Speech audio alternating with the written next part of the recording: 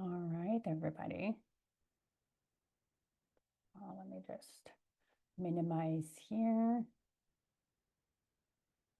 Okay, so welcome. It's great to see you. Great to have you to this free training, How to Scale Your Business Before 2025. And some of you know me or we know each other a little bit. Some of you never heard of me before this training. So I will start by just introducing myself a little bit to everybody. So my name is Maggie Perotin. I'm the owner of Stairway to Leadership. I'm a business and leadership coach and consultant. I definitely think of myself as a passionate people leader. In my career, I've led and coached people for many, many years. That's how I discovered actually my passion for coaching. I'm really good at kind of bringing the best out of people, figuring out what they need to achieve their goals, and teaching them how to reach their most potential. And I've also turned teams around from low performing teams to high performing teams. I'm passionate about people leadership because really businesses don't exist without people, right? Businesses solve problems that other people have, but they solve problems through people. And yes, maybe right now in your business, you're the only person. Maybe not, but then if you want to scale and grow that business, you will need help of other people. I'm also a business enthusiast, meaning, I think business is super fun. The strategy is a creative part of business. I've done many different things in my business, in not only my business, but in my career. I've done operations, service delivery, the financial part, looking at business analytics, of course, people leadership, so like hiring and training and motivating.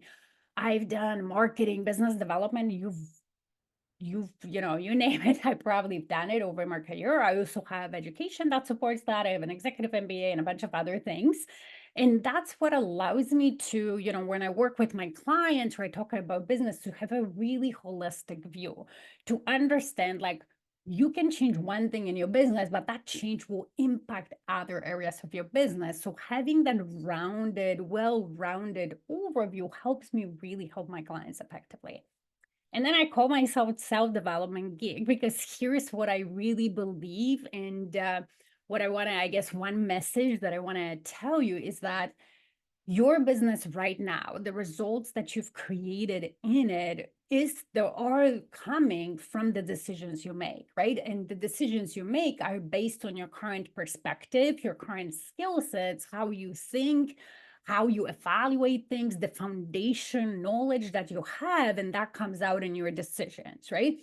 So in order to grow your business, you need to grow yourself first. Your business cannot outgrow you. I always say, like, if you want to grow, you got to change a little bit how you think. You might need to up level your skills because that will just give you different perspective. So outside of that, I live in Greater Toronto area on the East End in Ajax. I'm a mom in a blended family. We have 4 kids, two older boys, teenagers that are my step boys, and two younger ones together with my husband, a girl and a boy. We have a cat. We speak 3 languages in our household, English predominantly, but then French and Polish as well. All right, so let's get started.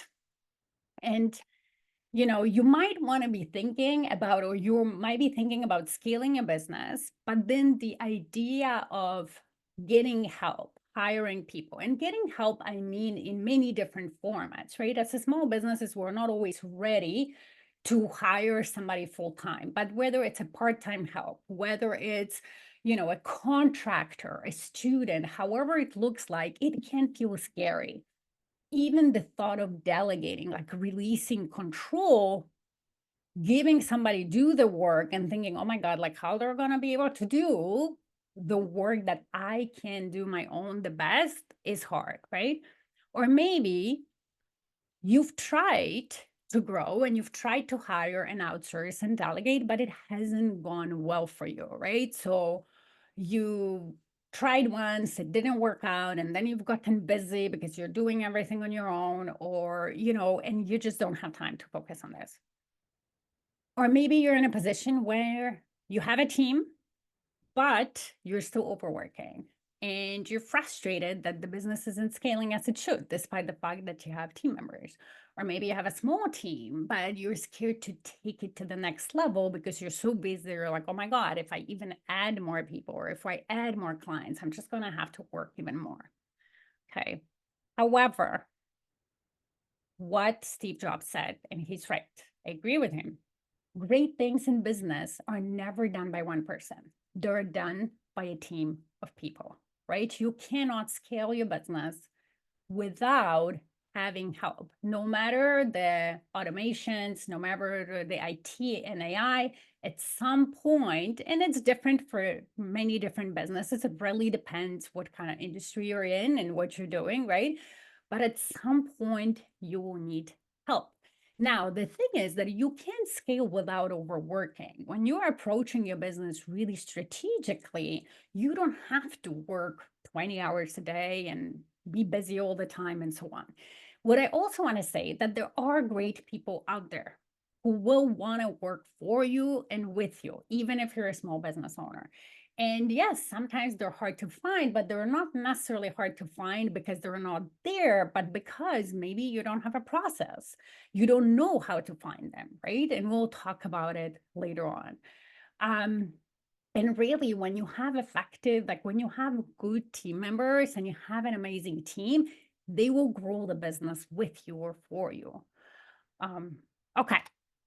So things that we're going to talk about as we go, we'll talk about what might be preventing you from scaling, or like the biggest mindset that I see business owners have that they kind of get stuck in, and that's preventing them from taking steps to scale and grow.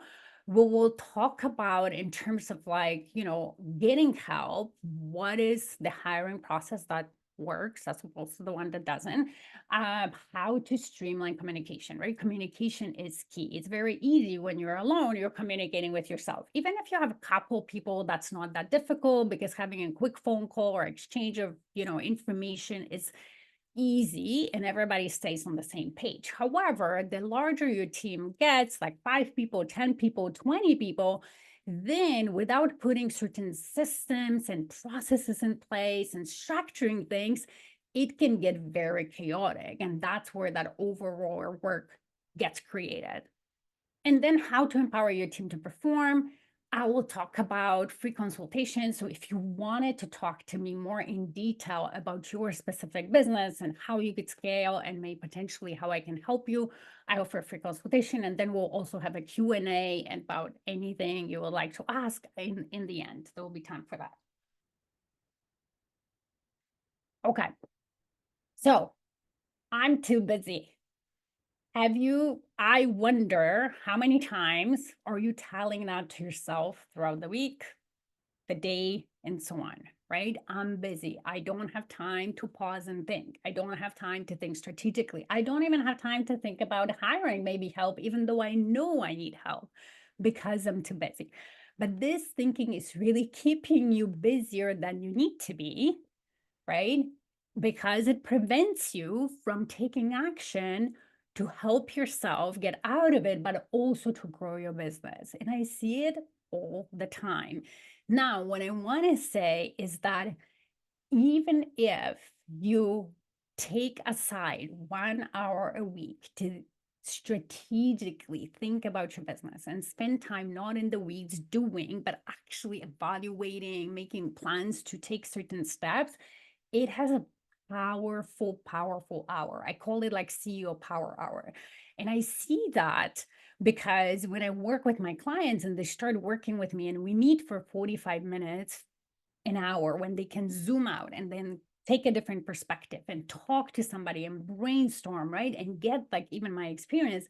And then with that, they go and allocate another hour to implement what we talk about. Their business moves forward so much faster. The changes sometimes are instant, okay? But when you're thinking you're too busy, what happens is, you end up doing it all because you're like, oh, I don't have time to hire help. I don't have time to even think about if I need help or what type of help I need. I don't have time to think whether I need maybe some automation and so on. So you end up just doing and kind of like a hamster in a wheel, right? Spinning. So you make it impossible for you to scale because at some point you'll reach the ceiling, right? Doing it, for example, everything alone.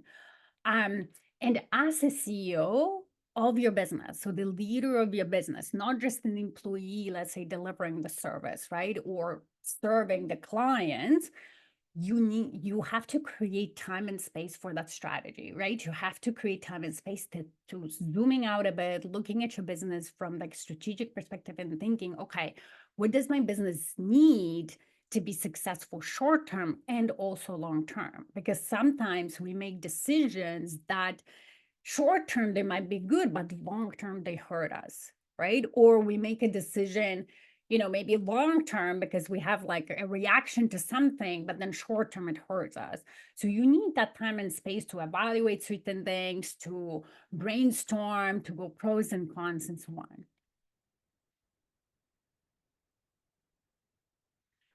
Also, when you make yourself too busy or think you're too busy, that also tells me that you lack priorities. Okay. And when you lack priorities and established priorities and taking action towards it, it will hold you back. It will hold your business back. And then again, too busy can lead to burnout. And why do I say that? Because ultimately, in any successful business, 99% of the time, there's more things to do than hours in a day. And it doesn't matter if you're alone or you have 50 people under you, right? I've been working in businesses like alone, small team, a larger team. And when they're successful, there's always something to do. There's always more to do. So it's not about doing it all the time, but it's about really prioritizing strategically and looking at, okay, what are my goals, or maybe setting those goals at first, getting clarity on this. What are the areas or what are the things that need to happen in order for us to achieve those goals? And then prioritizing that. And then everything else can wait. Or in the case when you're growing, there's things you can delegate. There's things, again, you can hire people to help. There's things that can be automated. And there are certain things that you just can't do. And that's okay. Because you have to be intentional with your time, and the faster your business grows, the busier you are and the more intentional you have to get, right? It shouldn't be the business or the day running you. You need to be in control most of the time.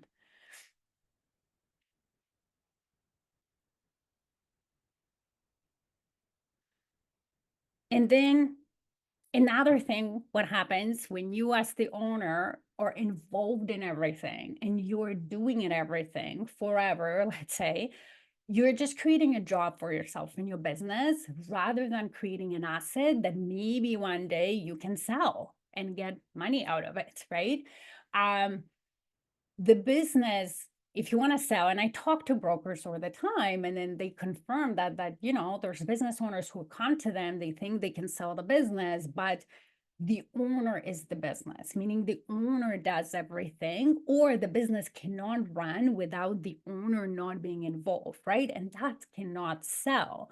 So as your business grows, you want to set it up in a way where, yeah, you can take a vacation for a week and not check in the emails and not call anybody and so on, and the business runs, because that's already a test saying your business can operate without you. Therefore, it's an asset that can be sold. And by the way, you also have some work-life balance, and you're enjoying life as you're growing a business. Like, you are the owner of your business. You get to decide how you want to run it. Okay. So what I learned in my own experience, and I share my story, a little bit of my story, is that you can always create time for your priorities. The time is a construct. We all have it in the same amount, like everybody else. And yet there's people who are always busy, never have time for anything. It's always chaotic, and they're not growing their business as fast as they want to. And there is entrepreneurs or business owners of multiple businesses, and they're running it, and they have time to relax. They have time for relationships, or time for work-life balance. And how is that possible? It's how they utilize their time, how they intentionally spend it. And back in my corporate career, I was in positions where, I was operating to certain point where it was like, yeah, the day was running me. And yes, I could say that, okay, well, I had one boss and then I dotted line reporting for some other executives and everybody wanting something from me. And I was just an employee and I couldn't say no and so on. And yet I was able to change that after getting, my my my my boundaries, or learning how to set boundaries, learning how to prioritize, learning how to identify what I needed to do first, learning how to manage my time, block my time, plan weekly. So establishing certain habits where I became way more effective as a leader in corporation, working less. And then that also allowed me to start my coaching business. I started it on the side a few years back. I ran a couple years on the side while, you know, um, doing an executive MBA, having small kids. I think it was senior kindergarten and grade two, at home during COVID. So doing all those things while not feeling busy, not feeling overwhelmed, and having time for me, because I changed my relationship with time. I changed how I viewed my responsibilities and so on. And I brought those skills into my business.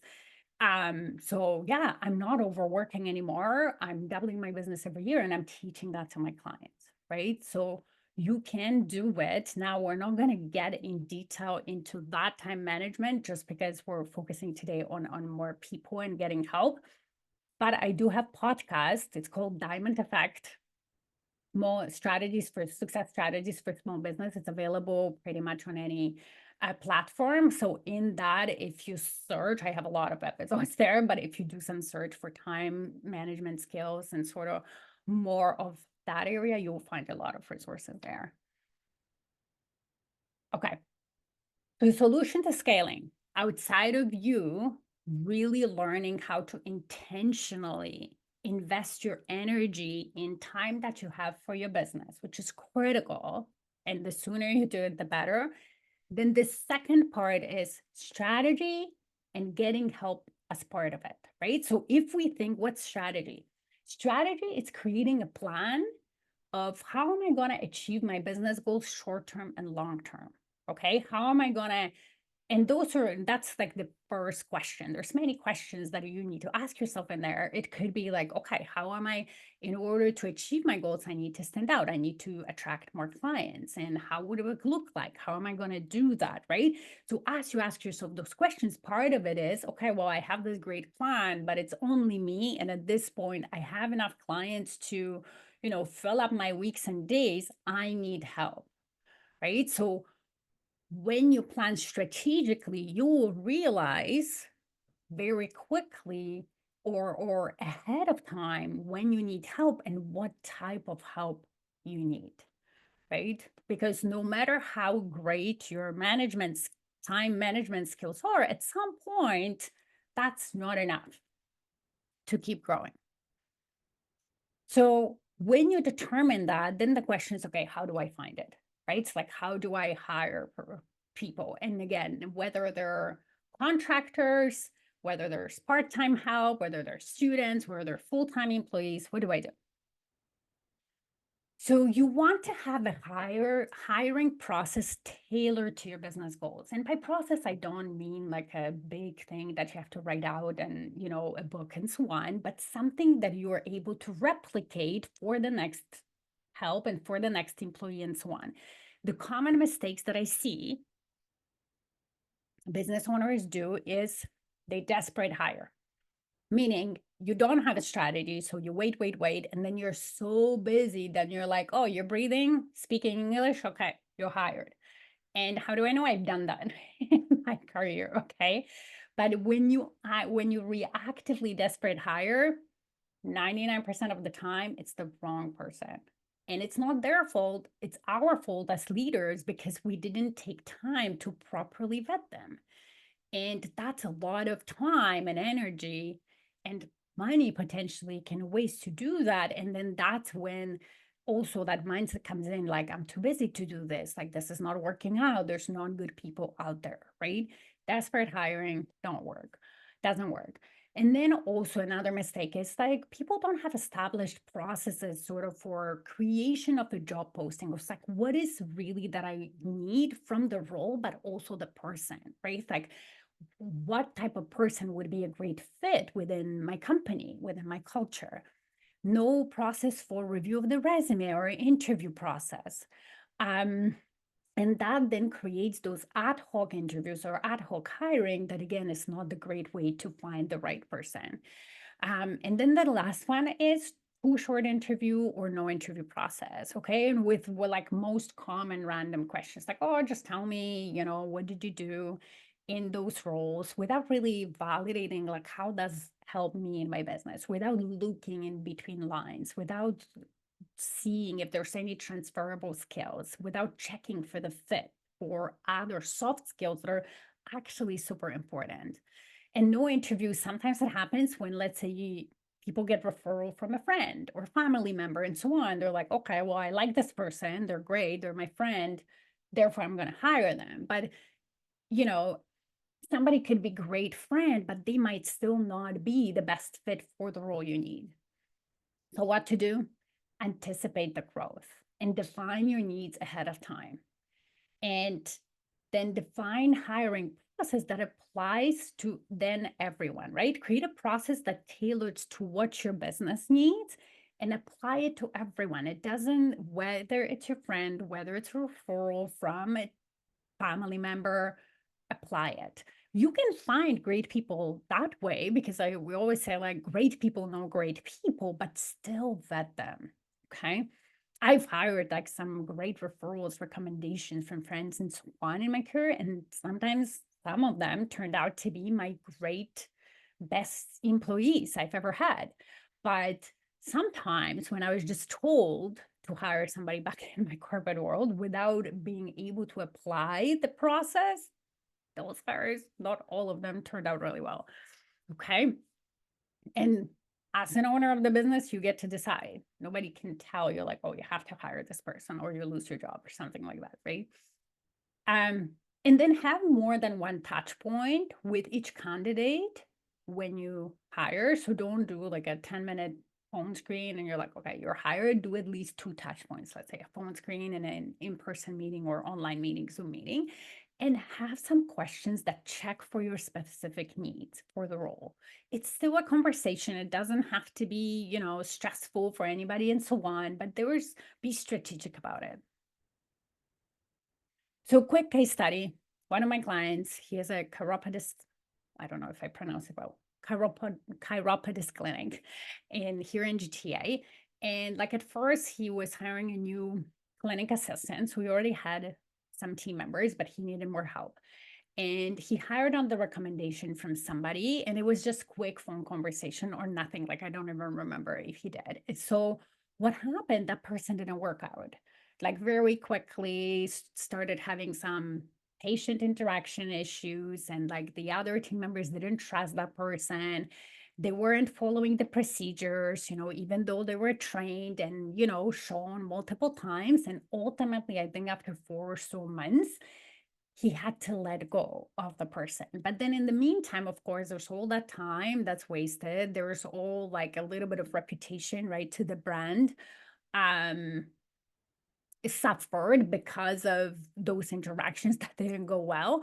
But then when we created a process, when we worked together, created some process to help him find the right person very quickly, he actually found a new assistant. And this person has been there for over a year. The patients love them, and great relationship with the team, very engaged, looking for like innovation, suggests improvements and so on. And like those type of this type of help will help you grow your business, right? When you have team members who are engaged, who are thinking about, oh, we can do it this way. What about that way? What about this way? And they're not scared to come and propose things. That's where, they kind of grow the business for you. Okay. Streamline communication, very important. And it gets more challenging as you grow and have more and more team members, as I mentioned. But studies suggest that, businesses with highly effective communication actually do financially better by 47% or up to 47%, right? And from my experience, a lot of challenges that cost businesses money come from miscommunication. And sometimes it's a systemic miscommunication because there aren't systems and processes to establish. Sometimes it's from issues escalating due to miscommunication. And instead of catching them early, they become big things that are harder to unwind, and the cost of fixing them is much higher. So the common mistakes in terms of like meetings is that business owners don't have any recurring meetings, right? So everything is sort of ad hoc. Sometimes they talk to their team members on the phone, sometimes they don't. Even the meetings, they're ad hoc when like there's no other solution, but then the meetings are way too long, and a lot gets muddled in it. We talk about project ideas, we talk about operational things, we dive deep into the weeds about this one thing, and then by the time the meeting is ended, no decisions were made, or too little, not enough decisions were made. People confused, they don't remember half of the thing. Okay. So also, when you're a business owner, like when you're a leader, you already have help. Your job is to lead the meeting rather than being in it, in the weeds, right? Because that can derail a meeting very quickly. So what to do instead? Have some regular meetings with defined structure. And again, it all depends how often, what type of meetings, and so on, depends on your business, of the size of your business, how many team members do you have, and so on. But the moment you have more than one, there is some cadence of meetings that will help you streamline communication, actually save a lot of time with back and forth via email, chats, and so on. Okay.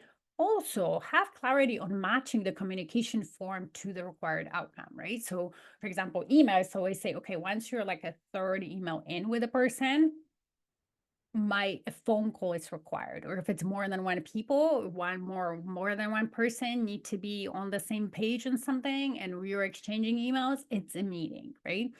And so knowing when to have, informal conversation versus more of a structured meeting, emails versus tags versus chats, it's important to have those distinctions when it's appropriate to use which form of communication. And then as the owner CEO, lead the meetings and have key priorities for each meeting, right? It's like, what are the outcomes that we need? Or even with the email, if I'm sending the email, is the email the right form of communication for whatever I'm looking to get out of it? Okay. Another case study, another one of my clients, I didn't ask, I forgot to ask them if I can actually use their name and so on. So I'll just be very generic here.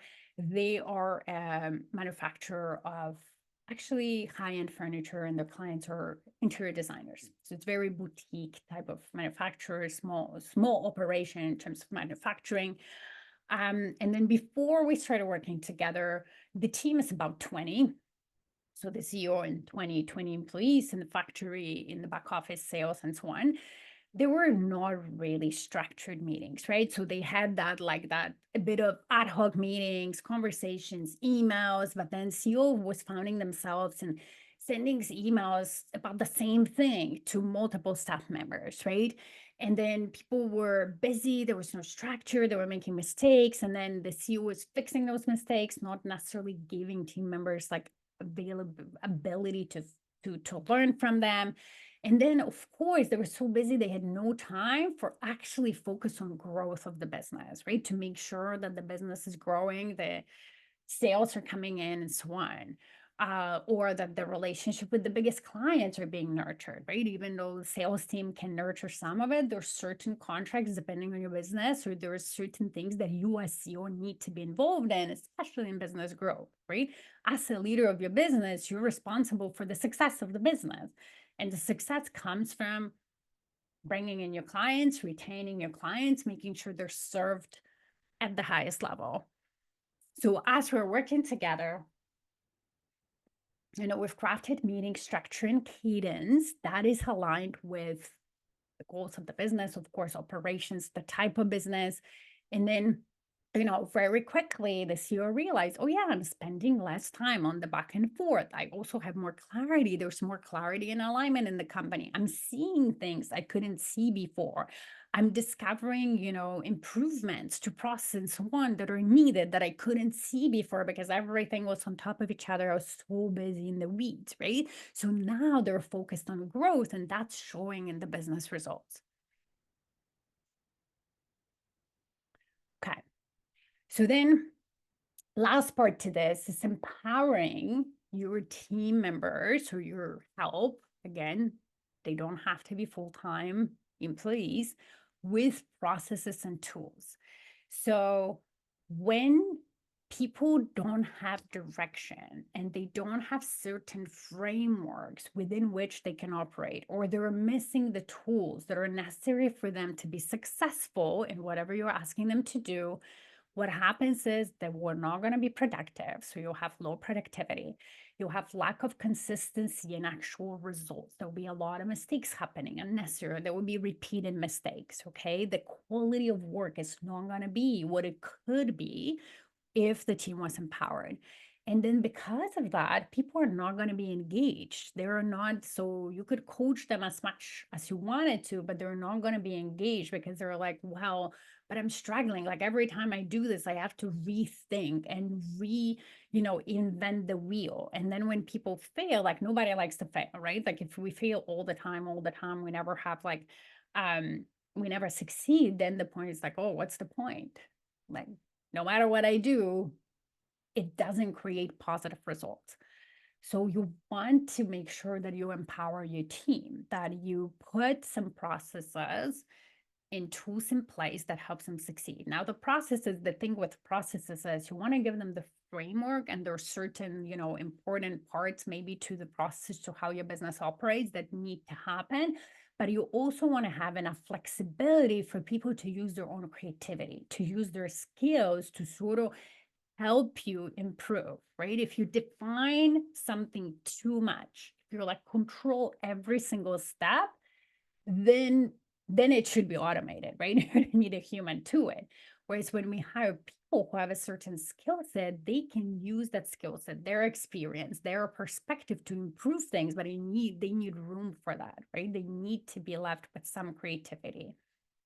And then, of course, when you have defined frameworks, process, you can realize if people are doing double work, right? When there's no direction, then you can end up with two people partially overlapping in what they do, and that's wasted time and resources.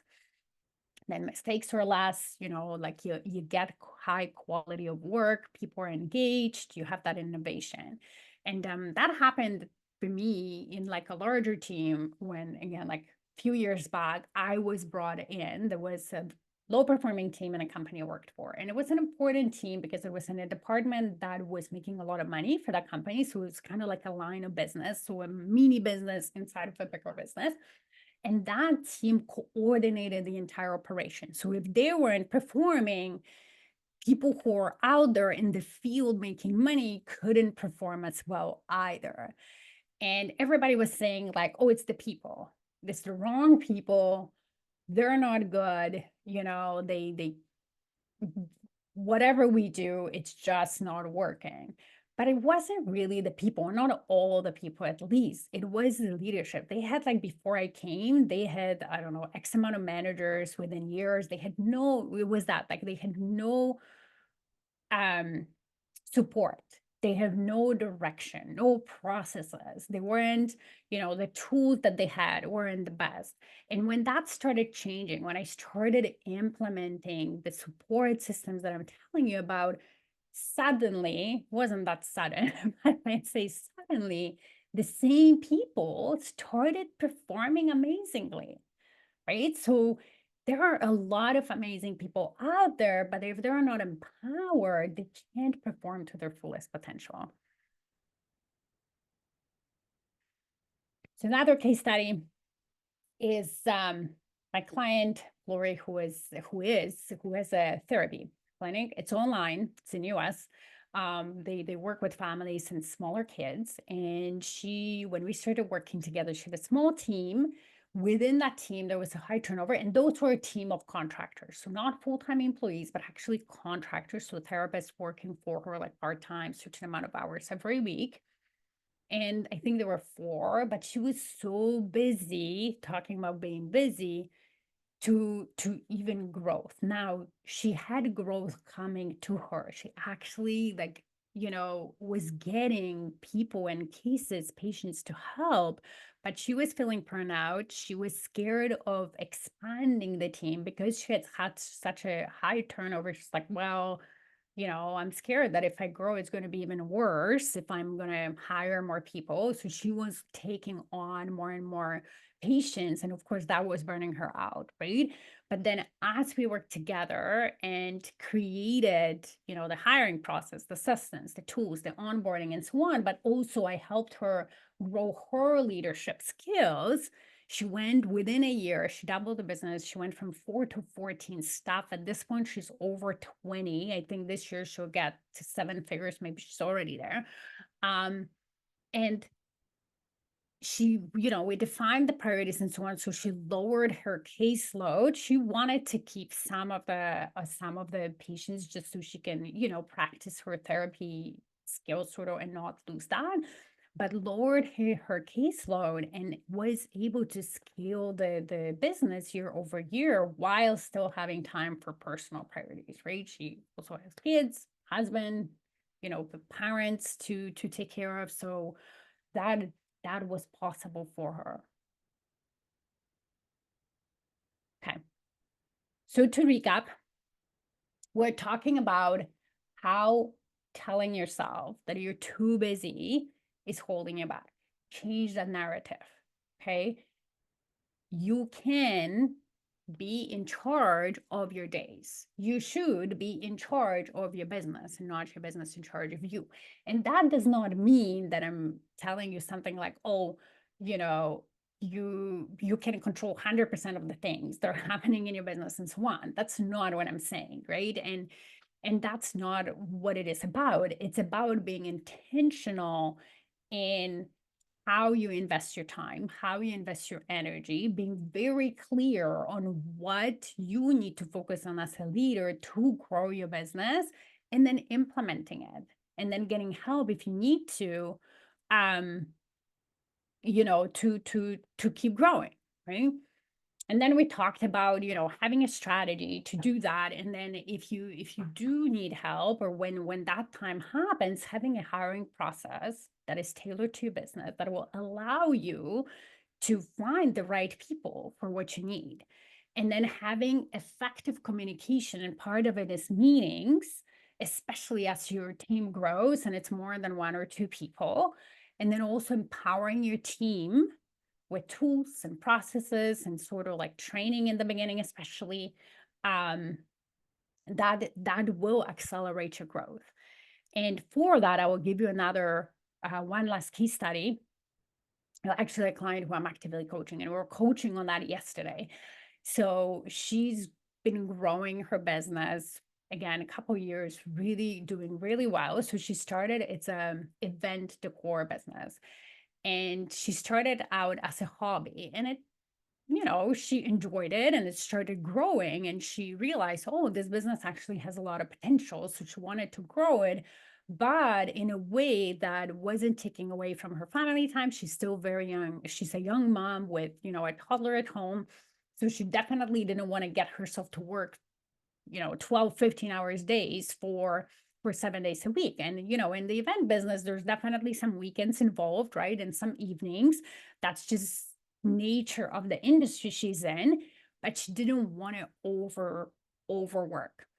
So as we've been working together, like she started that from the foundation. So it's sometimes easier, right, to start setting the right foundations. But well, I'm going to say you can always fix things that are not maybe working right now. I've done it. It's possible. Where she's been hiring help successfully. So now she has about three 3 people, helping her mostly with the event setup and so on. But yesterday we were coaching on her getting more of a personal assistant. So a person who would be more responsible with client interactions and quoting and invoicing and sort of more of that admin slash sales after sales support. And even with that, like she had thoughts about it. She was like, I'm worried that I will lose touch with my clients. And I love to build that relationship in the beginning when they come in and, we talk about the event. Or I'm worried that this person is going to drop something on an important date and so on. Or I'm worried that they will, our brain can catastrophize sometimes. And her brain was giving her like all the doom and gloom scenarios. So I was coaching and say, hey, you are busy to the point right now where the risk of you dropping a deadline or a thing, it's actually higher right now than when you hire somebody to help you manage and organize things. And she's like, Maggie, actually, you're right. Like I'm getting to the point where I could drop date or I could forget because I'm so busy.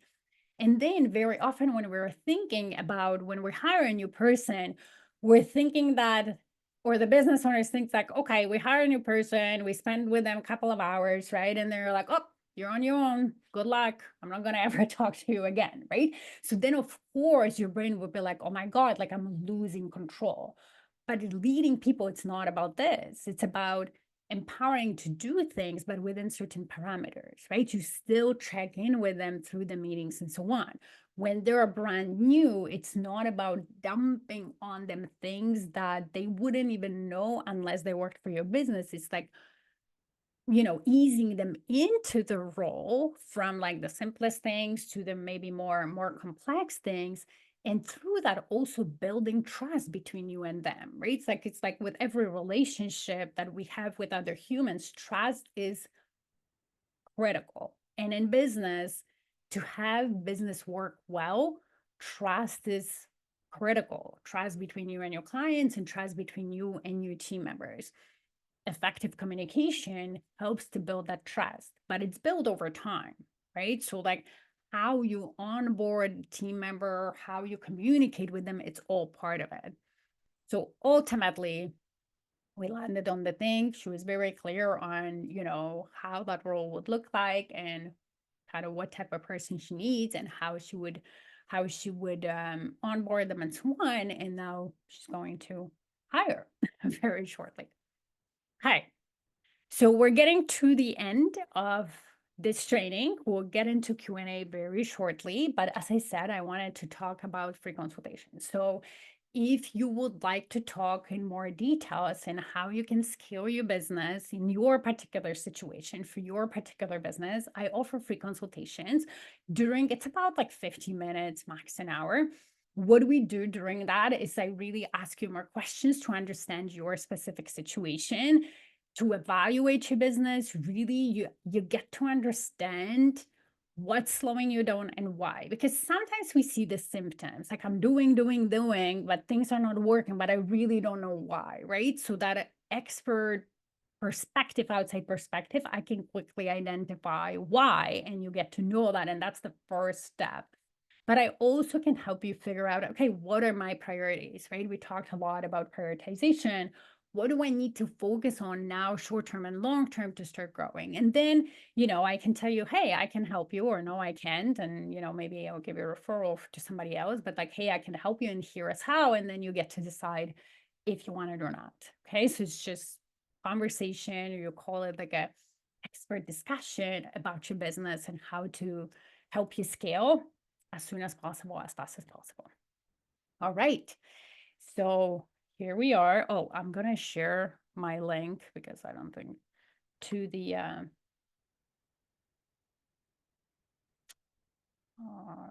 okay, where's my thing there? To in the chat if you wanted to book it. And now it's time for Q&A. So if you have any questions, feel free to either just pop on the screen and ask a question, or you can put it in the chat and I will just stop sharing. It will be easier, much easier to have that conversation.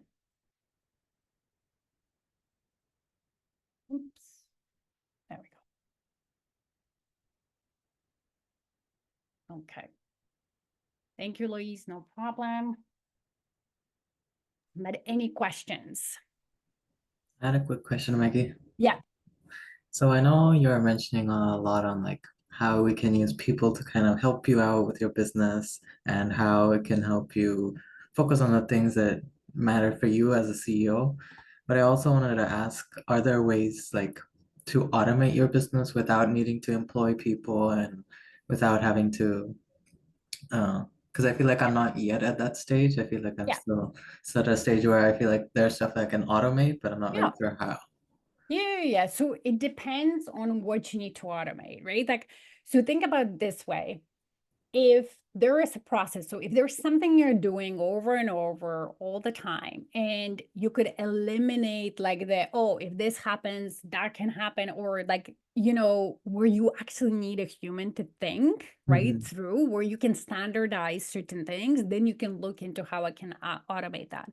And yes, there are certain automation where you could potentially branch out. Okay, if this happens, do this, and if this happens, do this, but it's still relatively limited, right? So if there was like problem solving and so on, you can't really automate that. For sure. So, whether it's maybe some questionnaire, right? So, like in your sales, for example, in the beginning, if you want to figure out if that client is right for you, or, what do you need to quote, then you ask them a questionnaire, and you like every time they send a call for you, or before, let's say they book a call with you, they have to answer that instead of Hmm. you asking them. So, certain things ahead of time, and that helps you streamline the conversation you have, right? I see. Or maybe as your project, because I know what you do, right? So as your project progress, maybe certain updates to the clients, right? There is like CRM systems and so on that can help you automate that, right? But quoting, you might not be able to, because it's all custom, right? Hmm. Maybe at some point, if you have enough clients, like, okay, we're doing this, yes. But so it's almost like if I'm doing something over and over and over, and I don't need to problem solve through that, Yeah. then there's a possibility for automation. Okay, I see. Does that make sense? Hmm. I'll definitely look into Yeah. that. Yeah. And Tatya, no, there is no time frame, no deadline for when you can book a call. Anytime. Anytime. I usually, if you look at my calendar, I think it's usually you can book like a couple weeks, 2, 3 weeks. I allow like 20 days in advance. Um, my schedule tend to fill up like the week off. It's sometimes harder to find. So let's say if you look like, let's say it's Wednesday and you're trying to find a spot for that particular week, it might be hard. But a week ahead or 2 weeks ahead, like you will see, it's fine. There's no time deadline. Yeah. Any other questions? And whether they're related to the topic or to a particular business, I'm happy to answer any of them. Still have a few minutes. But thank you for coming. I appreciate.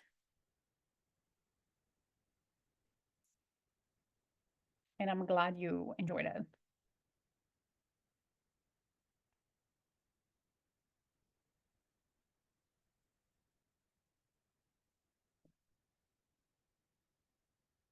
What are some challenges you have faced? Me personally, in my business, Tatiana? Yes. Um, Definitely the biggest challenge when I started was realizing I didn't have a big network. So what happens, whenever you start the business, the first advice is like use your network, right? Tell people like, hey, this is what I'm doing. Do you know anybody? Um, so when I realized I'm an immigrant, so you probably figured it out, so I'm Polish originally. So when I came to Canada, of course, all my like university friends and people from school that you tend to hang out with were back in Poland. And then when I started my corporate career, I came here with my first husband. So a lot of social network that we did in the beginning was he had family here. So it was around family and their friends. So when we divorced, I lost that network as well. So then as I had my corporate career, of course, then I started, like, I married again and I started having kids. So, like, I didn't really network outside. I would just go to work like a crazy person, and then come back, wanted to be with my family and not go to like networking events, right?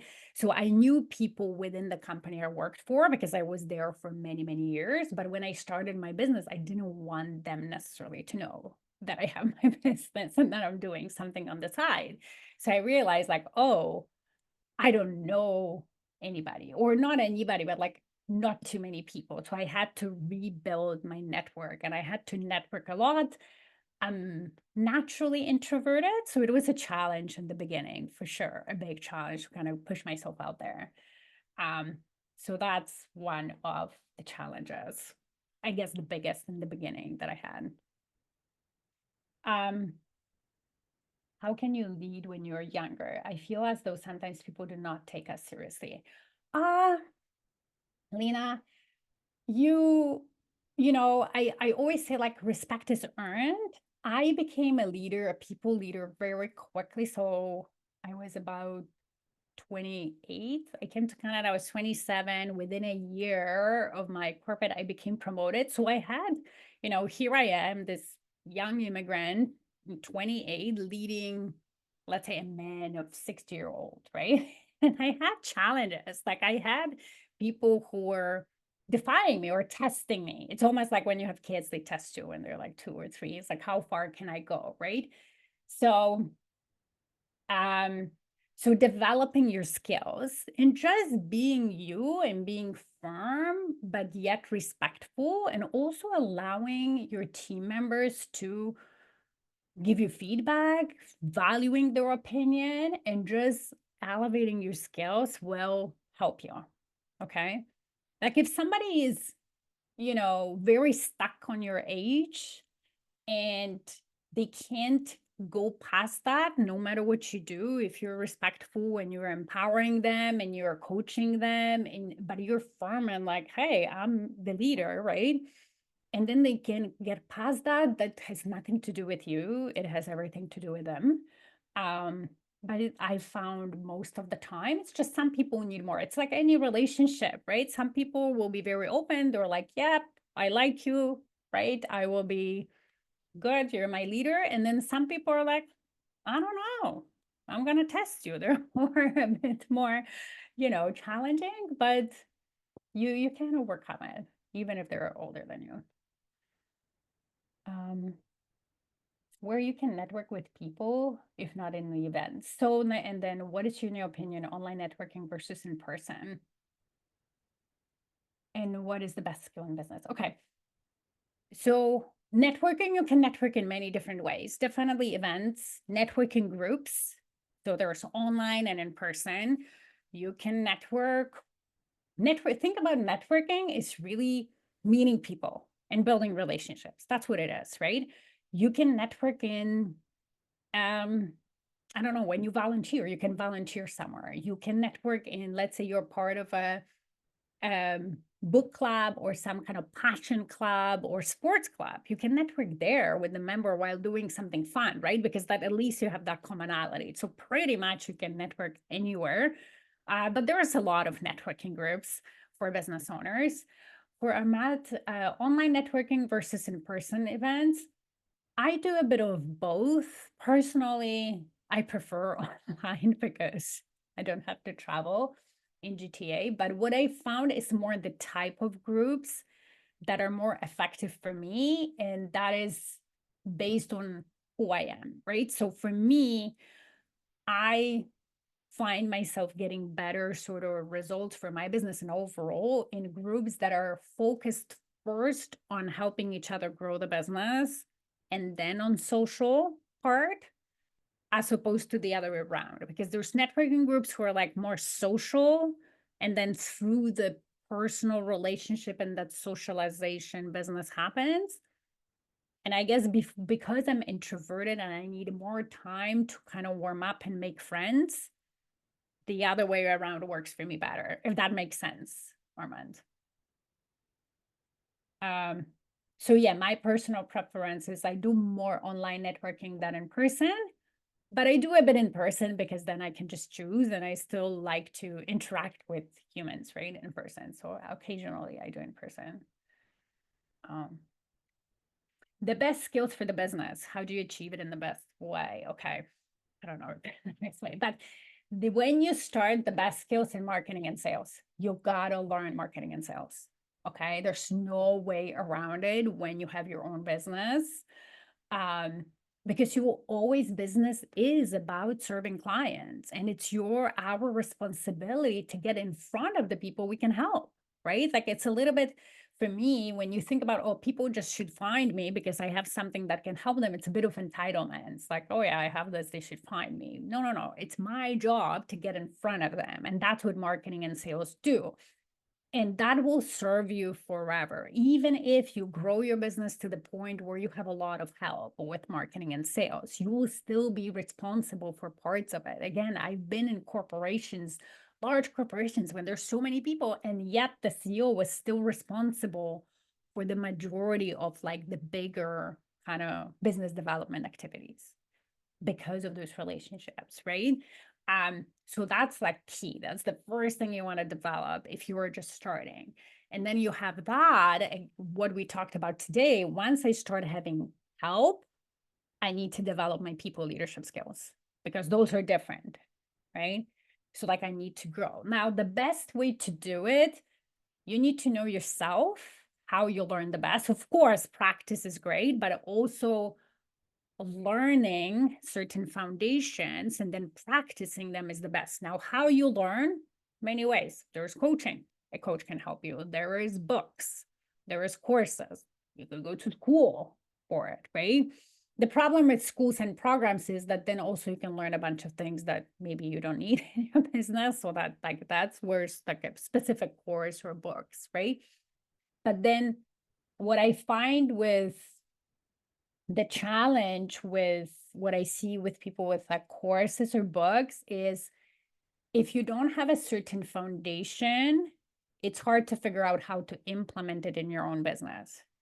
It's like the courses and books are great if you already have a certain foundation, and sometimes it's easier to learn the foundation like with a coach or somebody who will tell you. Like, think about, trying to, those skills are like any other skills. So think about trying to learn a language just from YouTube video, right? Or how to learn hockey, whatever, just from YouTube video, as opposed to taking a lesson from somebody who will show you, who are there with you. It's like, okay, this is what you need to do.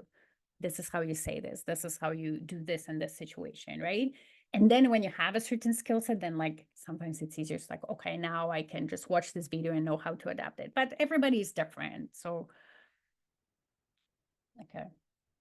YouTube channels you can recommend building marketing and sales skills. I don't know a lot of, I don't follow, I'm not a YouTube person, Armand, so I'm not, maybe somebody knows here. I don't know, but you know what? I would just Google if you're thinking about YouTube channels for marketing and sales. And what I want to say about those skills is that learn the fundamentals first before learning a specific platform or specific way. So here's what I mean. People sometimes goes and they're like, oh, Facebook ads are my thing. Okay, I'm going to learn how to do Facebook ads before they actually figure out the messaging, meaning how am I talking to my ideal clients in a way that they understand how I help them, and then they convert to a paying client. Okay. So they go learn Facebook ads, or they go on Instagram. They're trying. It's not working. They're like, oh, it's just Facebook ads don't work for me. Instagram don't work for me. Okay, let me go to YouTube now. And they're blaming the platform and not the fact that it's the messaging that's not working. So when you take the messaging that doesn't convert into YouTube, it's not going to convert either, because it's the same. Your ideal clients are not going to, help, right? So it's the same with sales. If you don't know how to lead a sales conversation in a way that converts, whether you do it online, whether you do it in person, whether you do it with that way, or then it's not going to work. Like, does that make sense? Like, again, I coach people where they're like, yeah, I did Facebook ads and they didn't convert. And then I'm looking at their messages like, yeah, I know why, let's fix it. And then we fix it and then they work. Or they're like, I'm posting, but nobody's buying. I'm looking at their messages like, yeah, because you're not giving them enough information. And then we switch that, we fix it, and then they post and people reach out saying, hey, like, I want to talk to you. I want to work with you. So, okay, Tatya, great. Thank you for coming. Okay. So there is a difference between the technical marketing, like, okay, using this platform, that platform, funnels, whatever, and like foundational thing. You have to have the foundation and do it organically first because it forces you to learn without putting money that doesn't convert, right? Once you know organically how to convert people, then you can go to paid marketing. Because then your conversion will be higher. You will get like return on investment. Don't pay Google to learn how to talk to your clients, or don't pay Facebook to learn how to talk to your clients. Do it organically.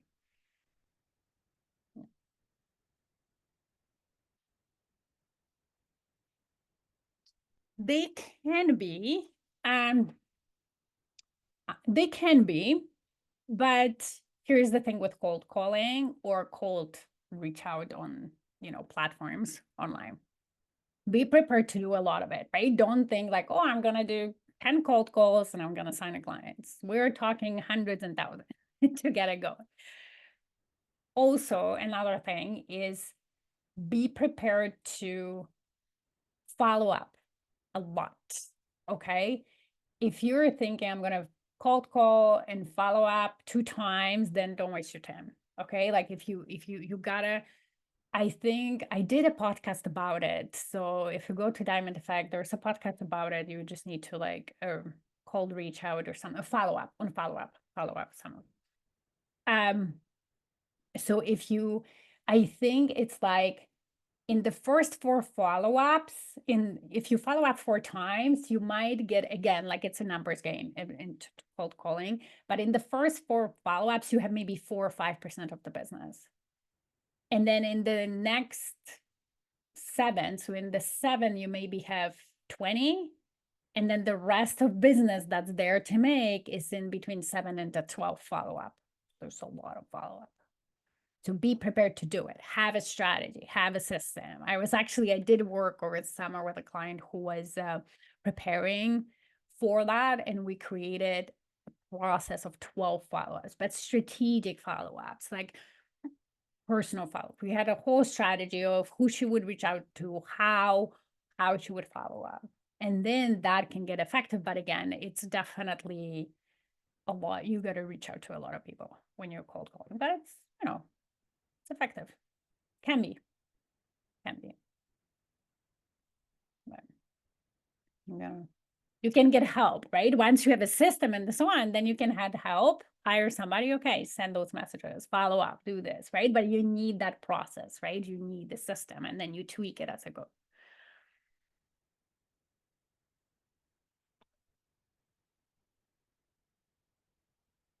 Okay. All right. Everybody else, anybody else? I mean,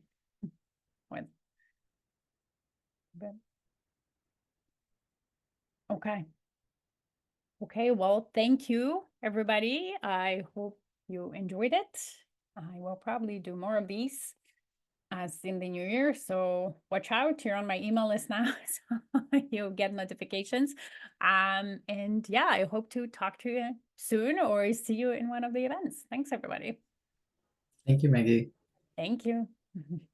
Thank you, everyone. Thank you, Maggie. Thank you, Maggie. Thank you, Amon. All right.